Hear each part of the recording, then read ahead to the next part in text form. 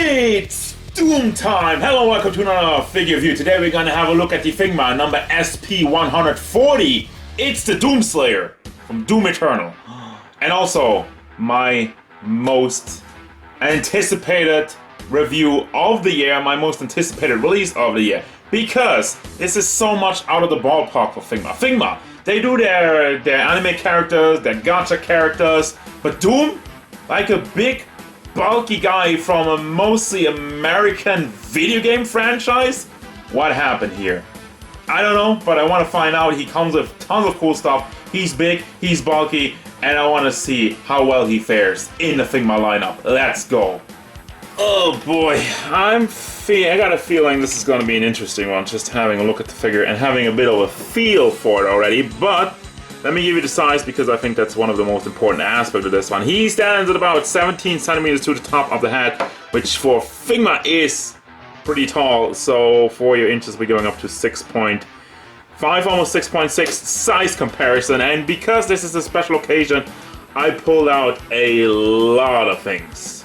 Here's Jolter, Figma Hulk, the Goblin Slayer, Guts in the Berserker armor, Yugi Muto, or more precisely the Pharaoh, Razorlin Stout or Ryza, my previous review Saphira F. Shearing, the Ice Age Figure Arts Son Goku, Naka Michelangelo, an old school McFarlane Toys Halo 4 Master Chief because they have the same armor, it's green, and Darkseid.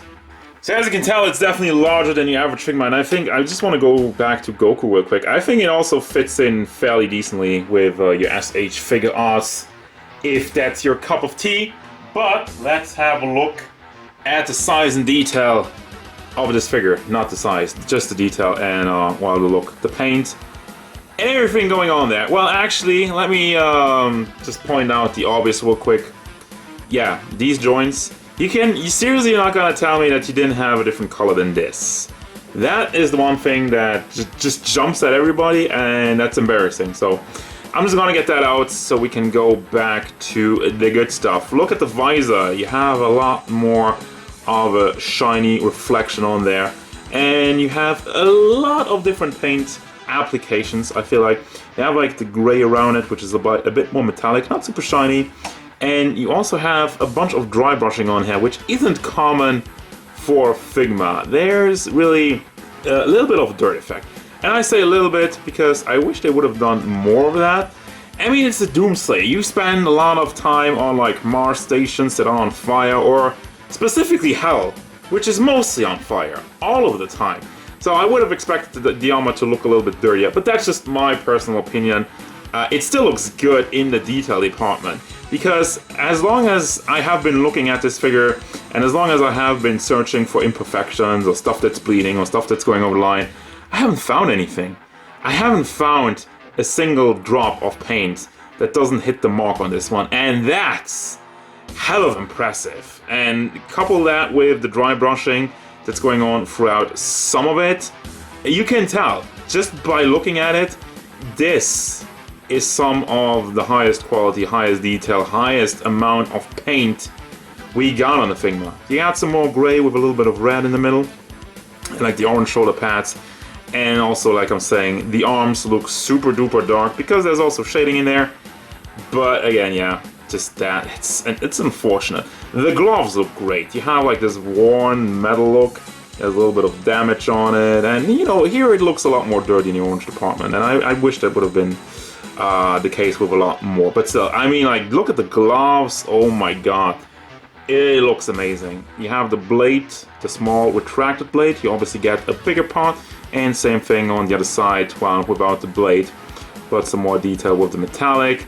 And just the gloves, it looks like really nice and chrome just all throughout it. Oh my god. And for the ab part, also looks very clean with some more green, brown in there, and you got the pouches also in the back, which I don't know if they're painted because they seem a little bit, I don't know, it just kind of stands out weirdly to me. They look kind of plain. I mean, maybe that's just the thing because this figure looks so damn good. And also, when we got the pictures, the first pictures of the character, I really thought that he looked a little bit short, especially in the leg department. As I look at, just look at these boots. the way they painted, especially all the metal parts over here, it really catches my eye, and I get really drawn to it because it just looks amazing. The detail on it, the mold, and then, you know, really elevated by the paint job. I always talk about this because how important is the paint job very much. But yeah, aesthetically, he also looks good, except for one thing. The more I look at it, the more I kind of don't see it as much, but I feel like his arms. Is it just me or are they just a little bit too much squished? They're like so flat in there. Other than that, I don't really have an issue with the aesthetic. He's nice and bulky and chunky. But what do we do when we have a chunky boy, and what does Figma do with the articulation? Let's find out. So as I already mentioned, Figma is super standard with a lot of things. When I look at the articulation, it's just like, I use the words, it's just like every other Figma. Obviously that's not the case with this one. First and foremost, the head has the ball hinge and still connected into another ball in the back. So goes up super duper much, and forward, not so much, but you do have neck articulation, which for whatever reason kinda hinders me and kinda just flips back all the time. So I don't really know what's going on with the neck. I don't know if it's stuck or what is pulling it back, but yeah, forward motion we're not really getting anything, and there's some neck articulation, but again, it's fighting me and I can't get it to work properly. Now, super interesting are the shoulders, because what's in here looks like a complete and utter mess, but I don't think it's that bad. Well, let me get into it. First, you have this big butterfly joint, which is really uncommon, which we see a lot with like SH figures and whatnot if you have like big guys, but really uncommon for Figma stuff. So you can bring this forward, and then you have a ball hinge that goes into another ball, like we have with usually Figma, but this one I feel like doesn't really shift back and forward as much, but it just goes up and down, and then I just peg it in there, and then I pull this one out, which was not the intention, but yeah, you still have the hinge in there, which now makes a weird squeaky noise, but still you can shift this up and down, but again, you don't really go back and forth, but that's why you have this big butterfly joint. And then you have the shoulder pad on, like, I think this is yeah, a dumbbell joint, as people call it. I always say like double ball peg, but you know, it's double balls with a peg in the middle. So anyway, so you can move that around on the balls on both sides, on the upper part and on the lower half. And as such, here's the thing what I'm saying. It looks wonky and you have the big gap over there, but especially with how nimble the shoulder pad is, you can always cover it up. I have like tried out like different combinations. You just shift this to the front and you still get like a nice natural look for the most part. Obviously, if you look at the back, there's no way you can cover all of this up.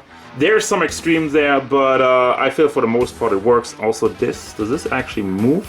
No, that's just a pack. Just a ball pack. And then we have the ball hinge, that's a classic Figma. No change there, and another ball hinge in the fist, which has like, which every like Japanese figure, SH figures, Figma, they all have those.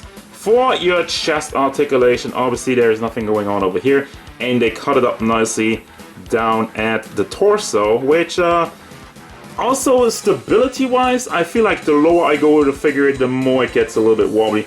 It still holds the pose, but I wish it would have been a lot tighter, especially since he's so big. But it does go side to side, and you can bring it all the way around. For the hip part, you have a little bit of wiggle motion, but obviously all the stuff that goes around his waist is kind of covering it up, so it is mostly a swivel with a little bit of wiggle motion. For the legs, and that's like really one part I really wish that was a little bit tighter, goes up nicely, goes out to the side, and goes to the back. And there's also the butt mode. I don't know why I come back to that, but I just felt like it. What's awful are the knees, because what the hell is this? There was this joint where when I looked at the figure, I was just like, well, this is gonna move out and they're gonna have double hinges. Nope, it's a simple ball hinge in there, and it looks awful. You have this kneecap over here, which you can move around. It is on a ball joint, a very small ball joint, so be careful with that. But yeah, that doesn't cover it up because of the mold of the boot. Just kind of stops over there. So, I mean, it's functional, but it looks awful. I don't know why they didn't just use this and have like it flip down to one part and then flip this other part a little bit out, but I don't know. maybe that wouldn't have looked great either. Who knows? I'm not an engineer, but this still doesn't look great.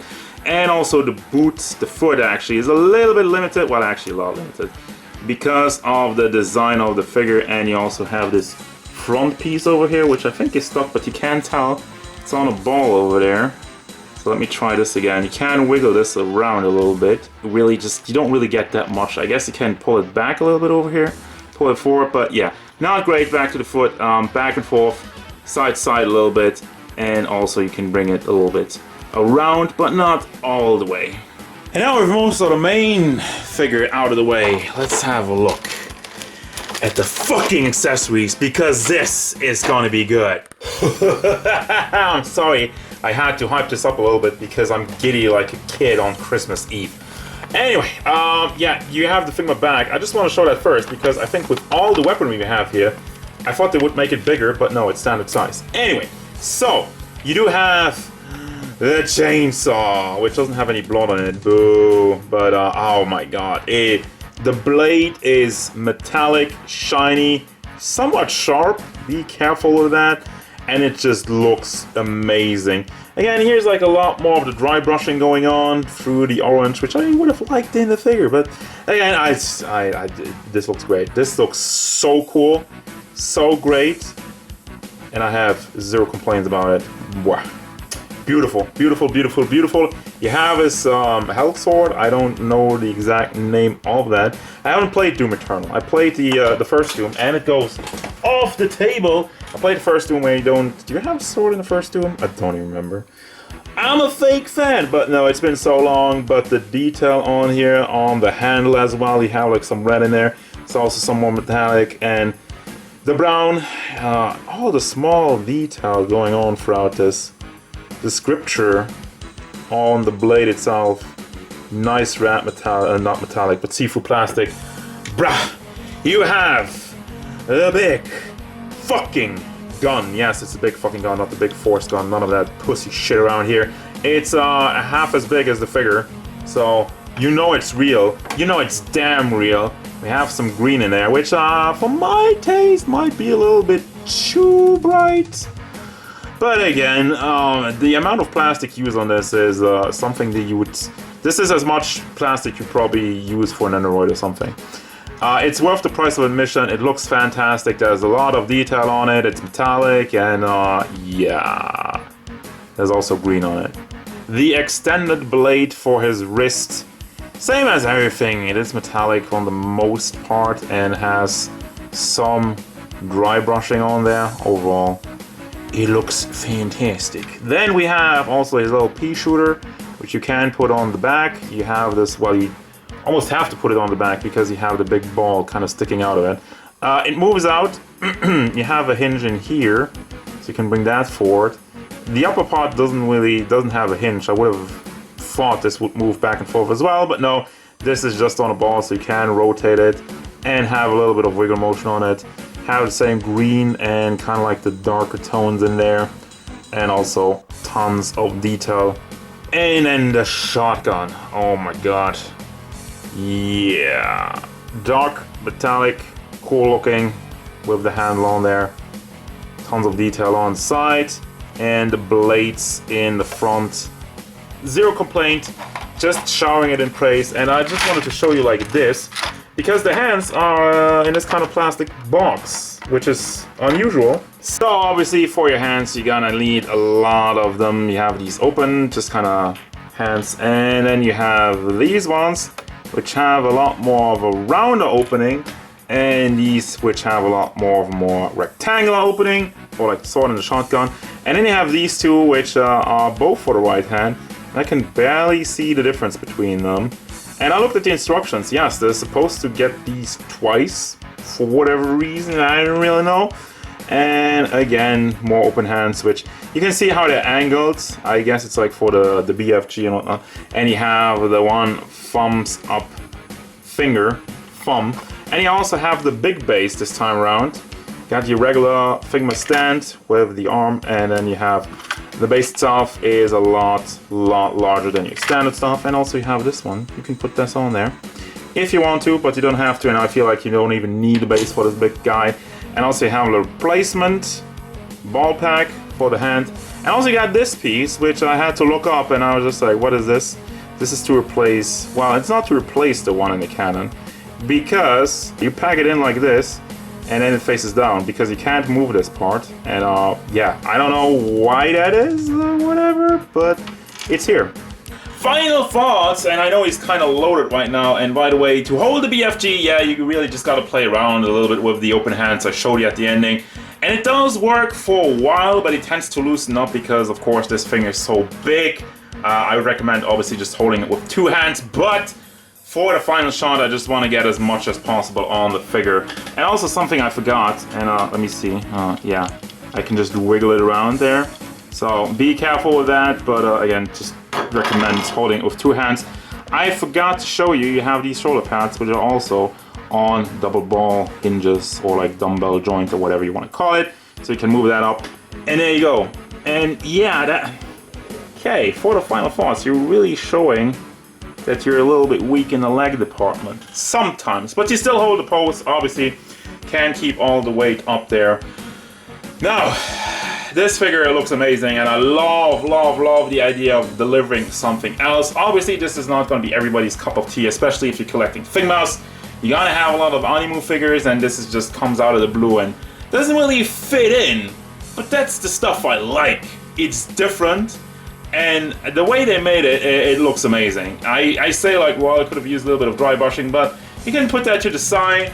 That's more like nitpicking, because the amount of detail in the figure and the paint job on there is exquisite. This is really high level shit, and I can't even say anything bad about it.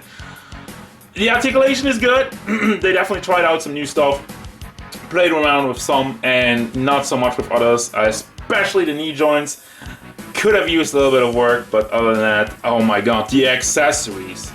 The accessories, yeah, for crying out loud. Also, by the way, if you want to connect the hand to the chainsaw, don't try to break this off. You can open this up to slide a hand over it. It's also in instructions, but yeah. The entire armory with this figure is chef's kiss. I love it to bits, and I couldn't ask for much more. Like, well, maybe some grenades or whatever, but still, I mean, you got the sword, you got the BFG, you got the chainsaw, and the sawed-off shotgun. The most important weapons in Doom. So what does that mean? I recommend this guy for Doom fans and everybody who wants something else, but also the one thing I didn't really talk about is that this one is also a lot more expensive. Do I think it's worth it? For me personally, it is. The amount of detail, you know, I'm not going to repeat myself. The figure itself's great, and the accessories, like, it makes sense for me once again that this would be a little bit more expensive. How much more expensive, you know, everybody has to gauge that for themselves. People ask me, oh, if this was worth it or not. For me, it is. It might not be for you, but for me, it is. So I really recommend it, because the shortcomings of it, I feel like, aren't really that much of a deal breaker. And I love it. That's gonna do it, guys. As usual, thank you very much for watching. Don't forget, if you enjoyed this review, hit it up with a like and subscribe to the channel so you can stay tuned for figure reviews, card game stuff, and whatever the Doomslayer wants.